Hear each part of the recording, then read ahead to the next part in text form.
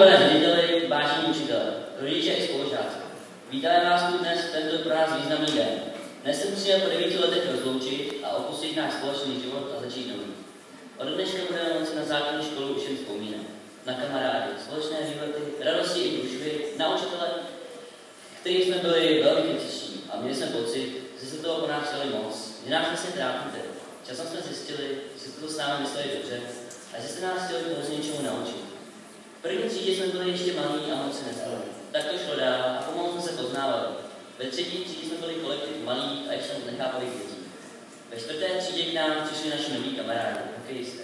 V páté třídě se cítili jako velcí kluci, protože jsme byli na prvním stupni nejstarší. Byly to krásné a bezstarostné časy.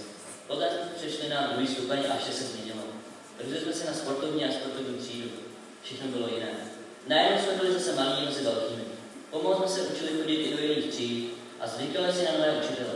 Mnohem lepší to však už bylo v 7. a 8. třídě, to už jsme se všechno naučili, bohužel i trošku zlobit. V 9. třídě jsme byli velcí páni.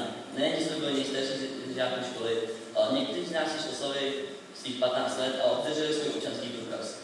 Když skončilo první pololetí 9. třídy, tak jsme měli pocit, že nejhorší máme za sebou. A teď už to bude všechno v klidu. Jenže se objevil velký strašák v podobě přijímacích zkoušek. Protože se většina z nás hlásila na střední školy, museli jsme absolvovat. Naštěstí jsme to všichni dokázali a dostali jsme na školu, na kterou jsme chtěli. V tomto si ale uvědomili, že naše parta se brzy rozejde a že každý půjde svou cestou. I když jsme zažili pár rozporů, hádek a kaček, byli jsme spolu přeci jenom 9 let a to je kus života, na který si jen tak nezapomíná.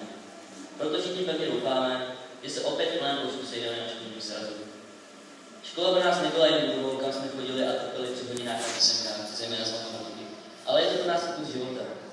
Tímto bych za celou třídu chtěl poděkovat panu řediteli za skvělé vedení školy a za uvolňování na výlety a tréninky.